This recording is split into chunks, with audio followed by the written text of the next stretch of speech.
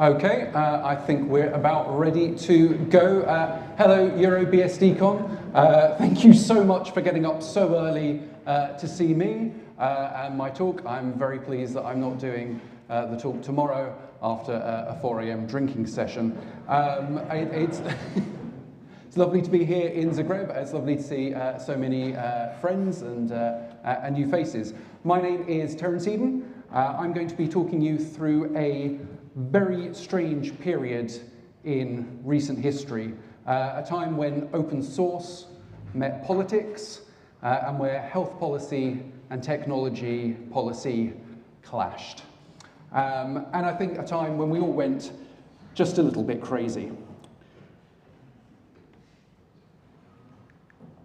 So, before we start, I want to take a moment to acknowledge the terrible toll that COVID-19 had on all of us. I'm sure everyone here has lost family, friends, colleagues, and loved ones, and I invite you to take just a moment to remember all the people who should be here with us in this room today, but who sadly aren't. I am going to try and make this talk fun and entertaining, but I do realise this is a painful subject for lots of people. By way of a content warning, this talk does discuss death and cyberbullying, and it does feature clips of various British politicians. So, let's talk contact tracing apps. This is what the UK one looked like. I'm sure most of you had one which was very similar to this.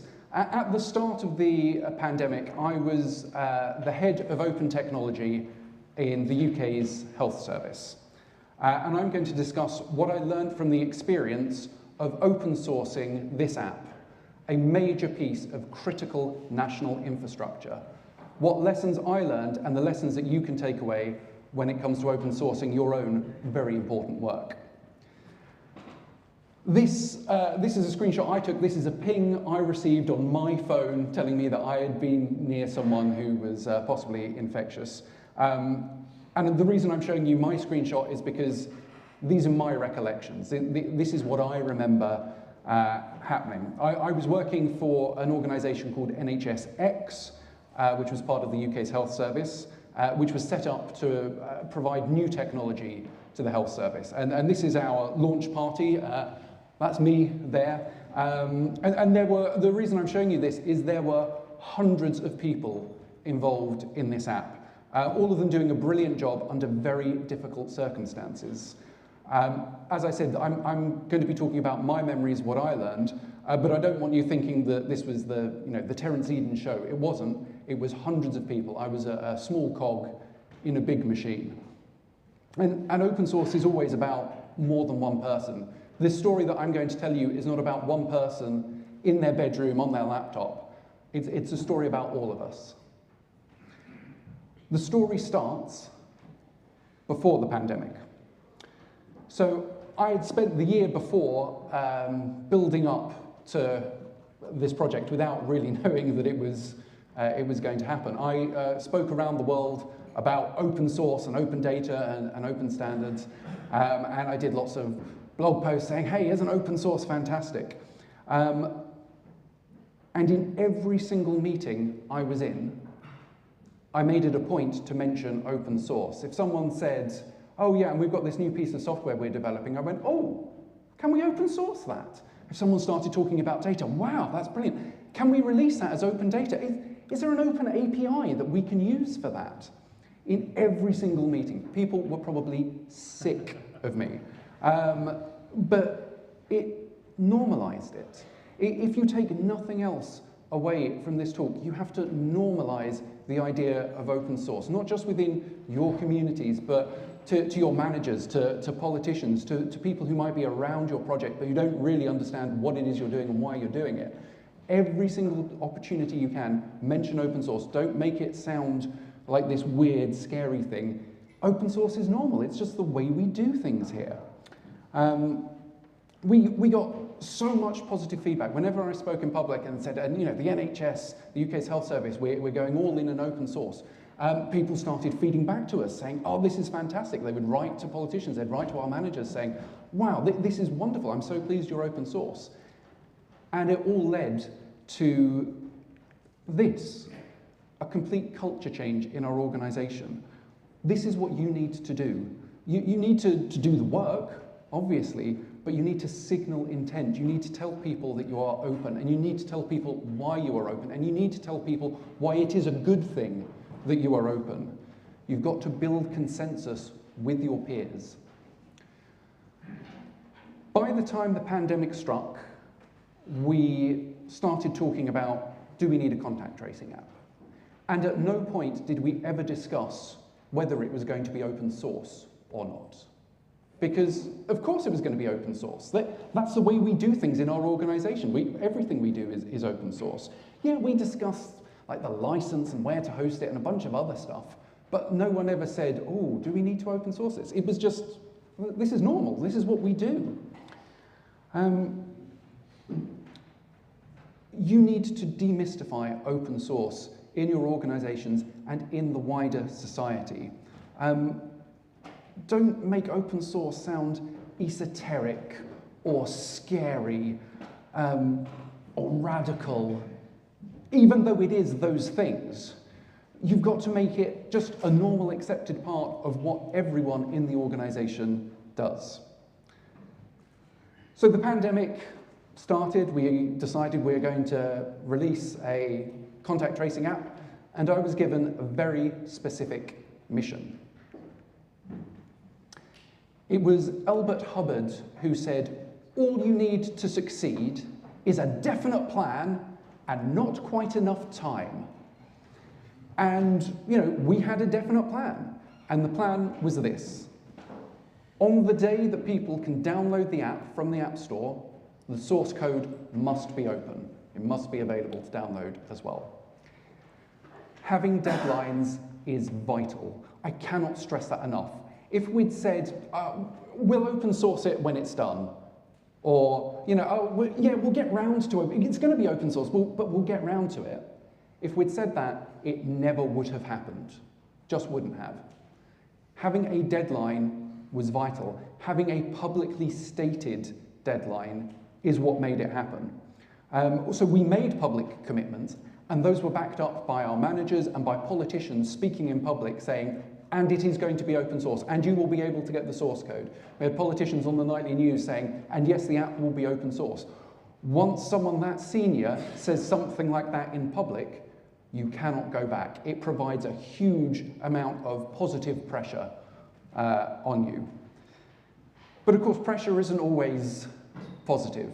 The reality is the pressure on the team was enormous. It was unfathomable. It was pressure like I have never felt before.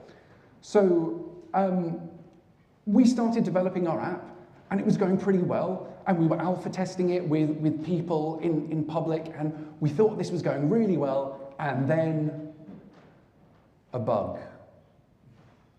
A really big bug. This is me, smiling on the outside, hollow on the inside. So that is the only similarity between me and Barbie. So you've all been there, right? You're working on something, it's going great, and then boom, this bug hits, and you're like, I don't know what to do. We're going to have to change everything. Before Google and Apple had announced anything to do with contact tracing, the UK had built its own Bluetooth contact tracing algorithm. It was something that we had developed, it was ours, it was self-hosted, it was sovereign, and it worked. It worked pretty well. Mostly. There was a bug we couldn't fix. We're going to take a look at the problem. I'm going to hand you over to my former boss, who's the Secretary of State for Health and Social Care. I think there's sound going out on the stream. For everyone else, you'll just have to read the subtitles. Because of this testing, we discovered a technical barrier that every other country building their own app is also now hitting. We found that our app works well on Android devices. But Apple's software prevents iPhones being used effectively for contact tracing unless you're using Apple's own technology. I hope everyone heard that or read the subtitles. Isn't that weird? Can you imagine one of your bugs being discussed by a government minister on the nightly news? I can see the blood draining from people's faces. That's the pressure we were under. Our bugs were being discussed, not just online and in the technical press, on the nightly news, everywhere. It was mortifying. So because of this bug, we made the difficult decision to stop developing our own Bluetooth contact tracing algorithm and switch to the Google-Apple exposure notification framework. Which brings up a really interesting question. What does it mean if your nation's health policy is controlled by some American megacorporations? Now, you can argue whether politicians have our best interests at heart, but ultimately they are democratically accountable. You can vote them out. You can't do that with Google and Apple. You can send freedom of information requests to your government and you can get source code out. You can't do that with American megacorporations. The original technology that we had developed ourselves worked, and it worked pretty well, but not well enough. We had to deal with reality. We take this as a lesson that we learned. You cannot always afford to be ideologically pure. If we had remained ideologically pure and kept everything open source and everything under our control, it would have caused people harm. That was too high a price for ideological purity. And in the end, saying, no, we have to do it this way, doesn't change society. What does change society is incremental progress, saying, okay, we didn't get 100% of what we wanted, but we got part of the way there, and next time maybe we can go further. But I don't know if we made the right choice. So I'm going to put it to the vote with all of you. We're going to have a hands up, two choices here. Hands up, I'll tell you the two options. We should have kept everything 100% open source and 100% under our control, or, hands up, we were right to swap to the Google-Apple exposure notification framework. So, hands up, we should have kept everything 100% open source. Yeah, a few hands. Hands up, we were right to switch to Google-Apple notification framework. A bit of a majority there. Interesting. Like I say, I don't know what the right answer is. I think I can justify the choices we made. I don't know whether it was right. But this is the same for every open source project. These are the choices which will bind you. You've got to make a choice. Do we host it ourselves on our own custom-built hardware, or do we just put it on AWS? Do we build this library, or do we integrate this closed source one from someone else? You know, do we build our own thing? Do we use someone else's API? These are all choices. These are choices you have to make. And these are choices which are going to piss people off. I'm assuming most countries had troll dolls, yeah? So these are trolls. It is... Chief Trolling Officer is somewhere in there. It is really easy to bully people online. It's fun, too, apparently. Shouldn't be encouraged. In a world of lockdown, with nothing else to do, lots of people vented their fears and frustrations at us. If you've read about the XZ backdoor issue, you know that it is terrifyingly easy to bully people in open source. Our #1 job as a community is to find ways to protect ourselves, our colleagues, and our friends. Working in the open makes you a target. Working in the open for the government makes you fair game in some people's eyes. I'm going to show you a real tweet which was sent at the time. I've anonymized it slightly. So someone sent a message, which was a pretty good question, which is, why is the government developing its own app? That's a very fair question. And then this person says all of this. It's old boys, it's vote leave, it's all to do with Serco, everyone went to Eton, and this is all bullshit.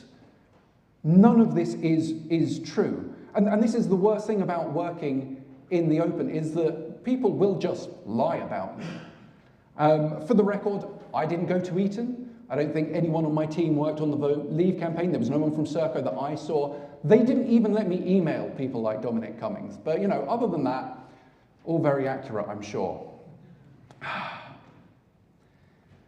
Paradoxically, this is the superpower of open source. When people said, oh, the app is going to track you using GPS all the time, we could point to the source code and say, show me where. Show me where in here we turn on GPS and track you. You can't, because it doesn't exist. Now look, I believe in the phrase public money, public code. If the taxpayer has paid for the development of something, as they did with this app, then they should have the right to see the source code. I believe open source is a moral good.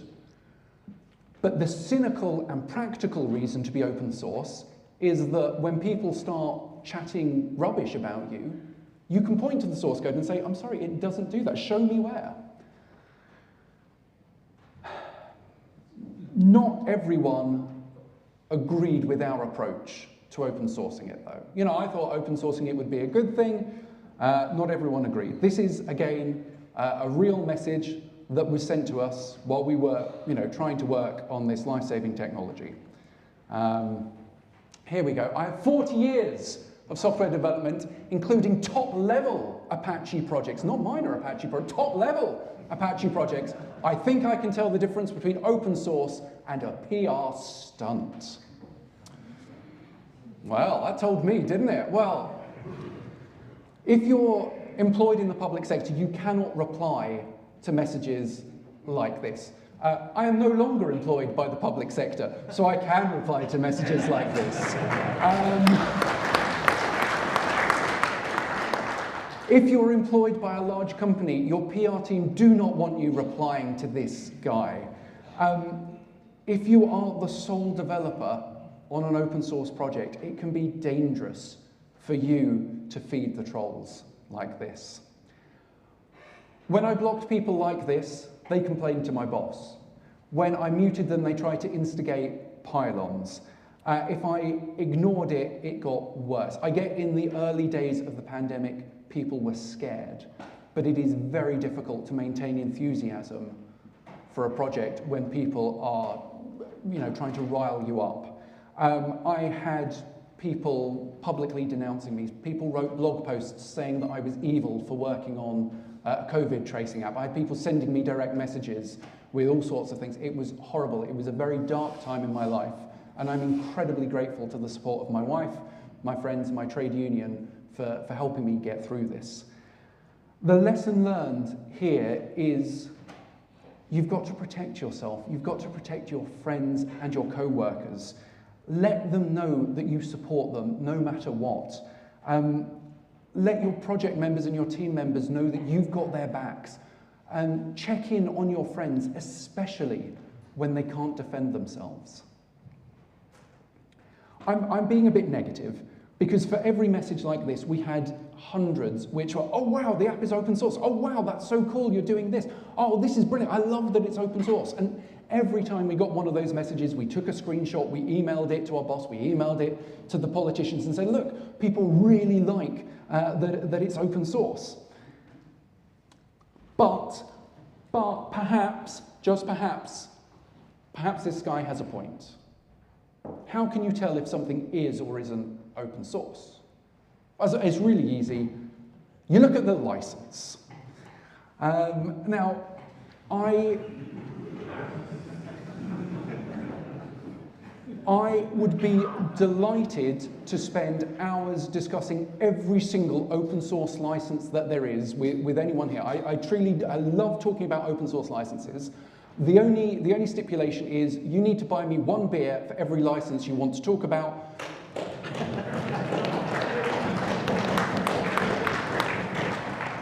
Two if it's a GPL license. So, that was a cheap shot, I don't mean that.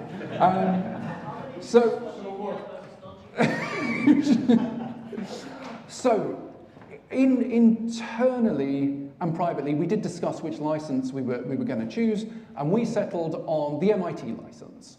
And we did that for 3 reasons. The first reason for choosing MIT was laziness. Other government departments had already used MIT for releasing their source code, so it had already been approved by government people, and we could just go, yeah, we'll do that one. Lesson learned, never underestimate the power of groupthink. Someone else has already approved it, that's good enough for us. The second reason is we weren't trying to make money out of this app. We didn't care if people reused it, so we didn't need that sort of virality of GPL, AGPL, or anything like that. If people wanted to use it and take it, great, we didn't care. And the third, but possibly the most important reason for choosing the MIT license is the MIT license is short. It's really short. When you're dealing with government lawyers who charge by the word, a short license is really important, but it also means that if you're talking to non-specialists, you can give them the MIT, it's very readable, and they go, oh yeah, no, I get it. Is the MIT license the best? I don't know, but this goes back to ideological purity. It was the quickest way that we could get this open without endless discussions. But I'm prepared to believe that I was wrong. So we're going to do another public vote, and it's going to be a straight up and down again. We're going to say, yes, we were right for choosing MIT, or no, we were wrong, we should have chosen some other license, I don't mind what. So hands up, we were right to choose MIT. Quite a few, thank you. And hands up, we should have chosen something else, anything else. Does no one want to buy me a beer afterwards? Oh, man! Okay, one person there. Okay. So, of course, we announced this is going to be MIT licensed, and men on the internet had opinions. Genuine message. MIT is a license of choice for people who don't understand open source. So all of you who put your hands up, you do not understand open source. A man on the internet has said so. Such a neutral nickname, yeah. I have redacted it. I don't think that was that person's real nickname, but there is an interesting point here. There is a lesson to be learned. The license that you choose for your project will have a direct impact on what people think the license is for, and it will have a direct impact on how they think of you. When you are not public about why a license has been chosen, as we weren't, people will ascribe malice where there is at best indifference. Now, it doesn't give me any pleasure to say this, but this person was wrong. We did release the back end. You can download all the code for the servers and all the tests and all the documentation, and yes, the MIT does let you do that. But okay, there is another lesson to be learned here, which is how do you explain what open source is to people who don't understand it?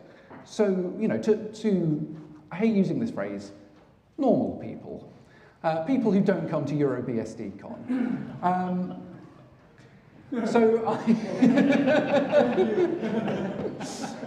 So I had the number 10 Downing Street press team asked me a question, and it's a really good question.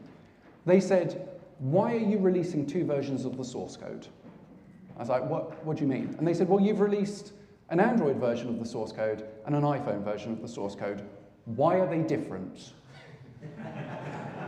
That's a pretty good question, I think. If you don't know about technology, why are they different? Now, I'm very happy to give a 6-hour lecture on the architectural differences between these 2 platforms, but I don't know how to condense that answer into a single paragraph that can go into a press release, which will then be regurgitated into one sentence, which will go out on the news or in the newspapers.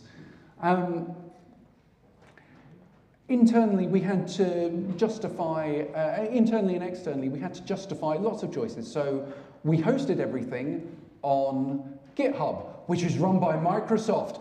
Boo! The alternative was spinning up our own Git instance, which would have cost lots of taxpayers' money. Boo! You know, there is no right choice here. But you know, you have to talk about these things so that people understand why you have made these choices. Now, speaking of GitHub, this is a little vain, but I captured the moment that I set this live. This is my wife recording me pressing the big button on GitHub which says go live. And the reason that I had to do this is because we were working in a private repository.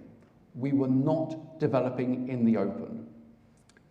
On the launch day, I received lots of contradictory messages. I got an IM from my boss saying, yeah, go for it. And then immediately I got one from the press team saying, no, hold off. And then my boss's boss said, yeah, go for it. And then the number 10 press team said, no, we need to wait until the Prime Minister has said something. It was so stressful and so maddening. You know, it was pandemic pandemonium, so I think we can be forgiven. But the lesson here is you need a robust launch plan. You need something you have agreed to in advance. Otherwise, it will just be too stressful. So anyway, the app was released in the various app stores and you could download it, and the source code was open at the same time. But even though I think we did a pretty good job of explaining what open source was, why we were doing it, some people still weren't happy. As I said, we released it, we made a big announcement saying, and it is now on GitHub. And this is, I love this. This is a genuine message that was sent and was copied into a politician, which was that GitHub is the shareware developers' free-for-all site. It is written by hobbyists. So I haven't heard the word shareware in at least 20 years, so you know. But there you go, don't use GitHub, it's just for shareware. But look, it is tempting to laugh at people like this, and I do, but how do you explain to everyone in your community what open source is, why you are doing this, why you're using GitHub, why you're doing this? And internally it wasn't that hard, but you know, we had people, you know, talking to developers, they get what open source is. Most designers who work in digital get it. But you have lawyers coming on board and politicians and people who are very good at their jobs and very intelligent, but they've never heard of open source before. You need to find a very simple way to explain to everyone in your community why you are doing these things. Otherwise, it causes confusion. So I mentioned before that we were developing in private and then releasing in public. So I'm going to talk a little bit about our Git history. So you know that on GitHub, GitLab, any Git project, you type, you make a commit, and you boom, and there you can see all the commits that everyone has made and when they've made them, who made them. We didn't have that. We developed in private, and then every time there was a new release of the app, we uploaded a new version of the source code. So you can see a diff between the two versions, but you cannot see individual commits. You cannot see that Anne made this commit and that Bob made that commit. All of our history was squashed. Now, why did we do this? Well, the first was security. Maybe someone committed something they should have. Maybe someone left in a debug key, which, you know, maybe we quickly revoked it, but we weren't quick enough. Maybe someone left in some information which would have been useful to an attacker. I do not believe in security through obscurity. But this was an app which was going to be used by every single person in the country. This was an app which was going to be scrutinized by every foreign intelligence agency. This was going to be examined by everyone who wanted to do us ill. So we made that difficult decision. We're going to squash the history. We didn't want anyone seeing individual commits, which might contain something we didn't want them to see. The second was the privacy of our developers. As I've shown you, this was being spoken about on the nightly news. We didn't want our developers to be under any more pressure than they already were. Can you imagine being Twitter's main character because you left off a semicolon in a commit message. I mean, no one wants that pressure, right? We didn't want them to be targeted by phishers or state-sponsored attackers. You know, if you can see that this GitHub user is committing to the government's repo, wouldn't it be tempting to send them a message, please click here to reset your 2FA token? You know, this is what we saw happen recently with the NPM supply chain issue. It is depressingly and distressingly easy to phish people who are working on high-profile code. So with each new release of the app, we squashed the history, we uploaded a new version. Again, I don't know if that's the right choice or not. I think I can justify it to you, and I can justify it in public, but we're going to put it to a vote, because I know people have strong feelings on whether you should be able to see, you know, individual commit history. So again, a straight vote, we were right to squash the history, or we were wrong, every single Git commit should have been public. So hands up, we were right to strip the history. Okay, quite a few of you, thank you. And hands up, we were wrong, we should have released everything. More than a few. Like I say, I can't necessarily recommend doing it this way, but I think it is justifiable for some things, and I completely respect the difference of opinion there. And incidentally, on the open source licensing point of view, I had this argument with someone. I don't know of any license which entitles you to every commit. You're entitled to the source code, but not the history. I don't know. Again, that's one to discuss over a few beers until 4 a.m. So here's another problem that we faced, and you might face too. We had comments in our code. Comments help people understand what the code is. Comments are normal. But we wanted to leave them in, obviously, but we had a problem. And it's that programmers think they're funny.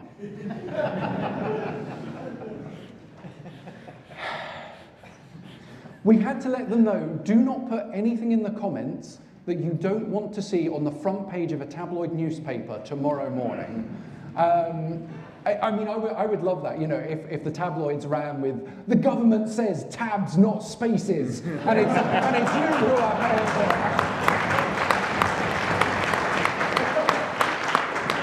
They're never going to run that story. So we went through this tedious exercise of sort of sanitizing comments. You know, people left comments about their frustration. Oh, I can't believe this bloody API doesn't work. Yeah, getting rid of that. Or bits of personal info. Okay, can you tell Sue to tell Sue to fix this? You know, we didn't want any of that in there. But there were still some problems with comments. So we had. Oh, this is very boring. We had a process which spawned lots of sub-processes, and sometimes they would time out, and they had to be restarted. And so there was a comment about that, and it was all very normal and boring, but the comment was this. When the signal is received, terminate all non-responsive children. Do not log any data about this, and spawn a new daemon.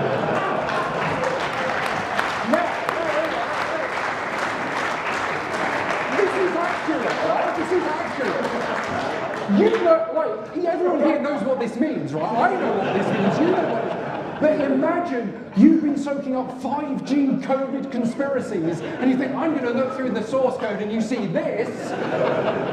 Doesn't look good, does it?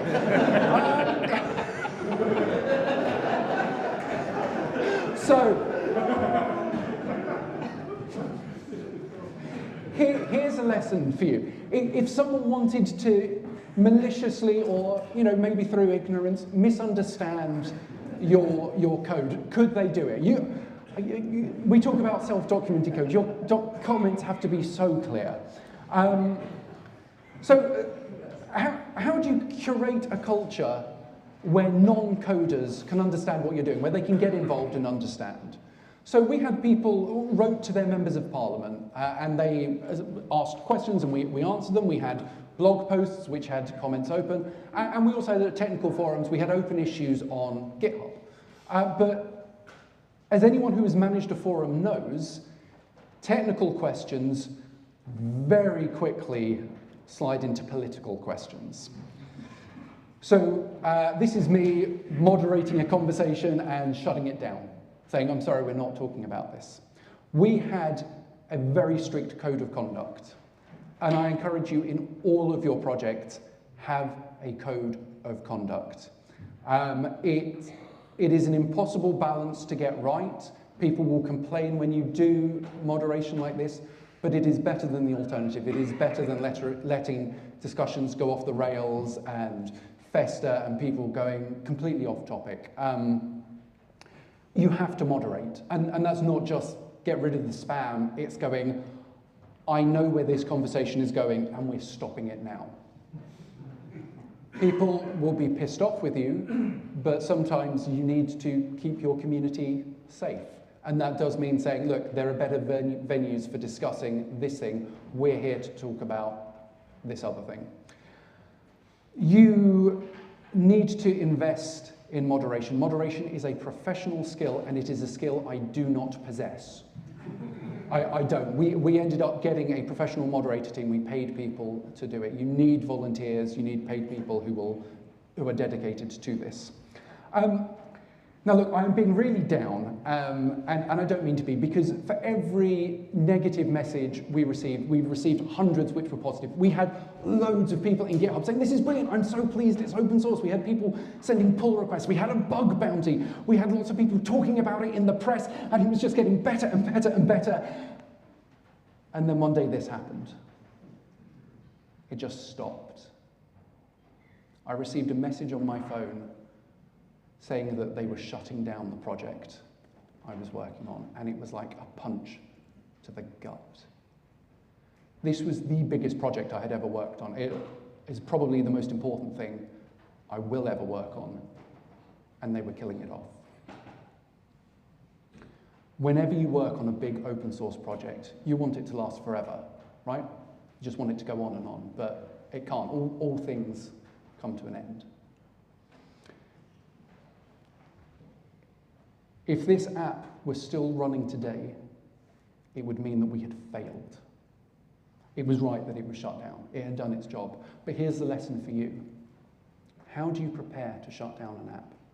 What's the groundwork that you need to do? You need to have a document which says, well, these API keys have to be revoked. We need to shut down the servers in this order. We need to put out announcements. We need to give people this much notice. It is just as important, I would say, as starting a project as stopping a project. I don't think we're ever going to be truly post-pandemic, but through a combination of changed behaviors and vaccines, and yes, this app, we turned a corner. And the legacy of open sourcing the app is a mixture of things. Primarily, it's this: it saved lives. The app saved lives. Open source wasn't the only bit of that, but if the app wasn't open source, I know a few people in this room who wouldn't have installed it, would have told their friends and family not to install it. I would have said the same. It being open source increased the trust in the app. We now understand what technology works and what doesn't. We know what vaccines work, what doesn't. This is me getting my first vaccine all those years ago. I was so excited. All of us have learned lessons from this horrific experience. And I hope the lessons that governments and health services have learned is that open source is vital. Any new app that governments create has to be open source. And it's not just the UK that learned those lessons. I was dealing with counterparts from across the world, talking to them about the problems they were facing, we were facing. We shared tips and tricks and code. Now, as far as I can tell, these are all the countries that open source their apps. I apologize if I've missed any off. And you can see they all used a variety of technologies. Not all of them used Google, Apple exposure notifications. Some used their own Bluetooth, some used DP3T or GPS. That's fine. Not all of them used MIT. So the people who said other licenses, yeah, plenty of countries did that. Is there anyone from Latvia here? Dexter, are you here? I want to know why Latvia chose Creative Commons for their source code license, and I will buy you a beer if you can explain it. So I want to leave you with a speech that the UK's then Prime Minister, Rishi Sunak, made just before the general election, So this is the Prime Minister of our country in a bid for re-election, and this is a transcript of his speech. We are pro-open source. This is, I really can't tell you how much this blows my mind, that in a major speech to try and get re-elected, the Prime Minister says there must be a very high bar for any restrictions on open source. We're open sourcing what we've built. There's going to be an open source day.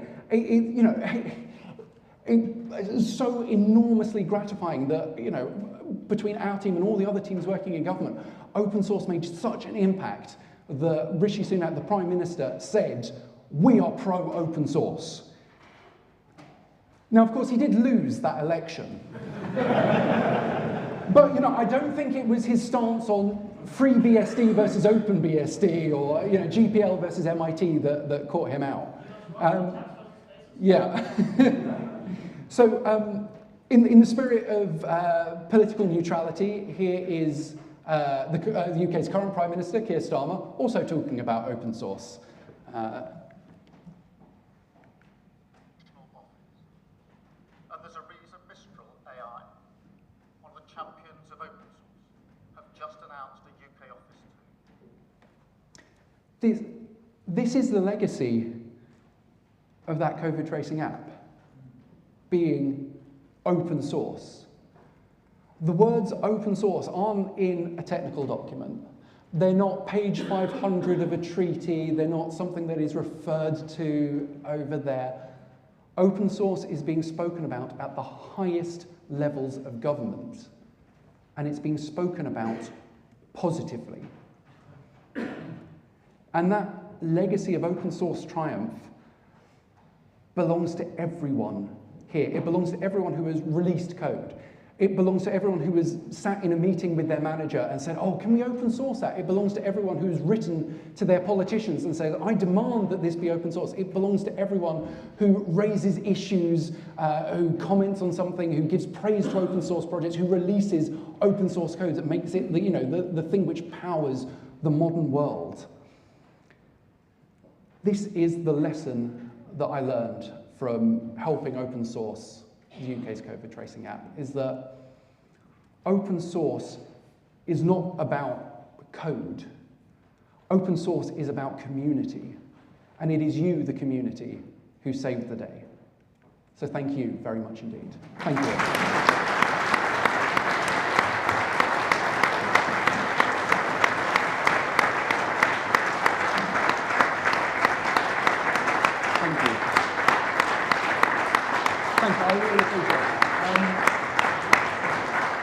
Thank you, that is enormously gratifying.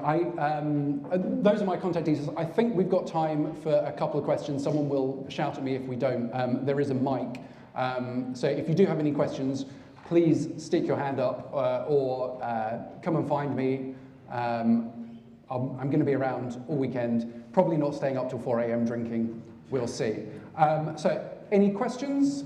Or we're all very eager to get to the coffee break. Tabs or spaces? Tabs versus spaces. It's a trap. Tabs for indenting, spaces for formatting. I really wondered where that was going to go. All right, thank you so much for coming to my talk. Thank you so much for being here, and I will see you in the corridor later. Thanks, everyone. Cheers.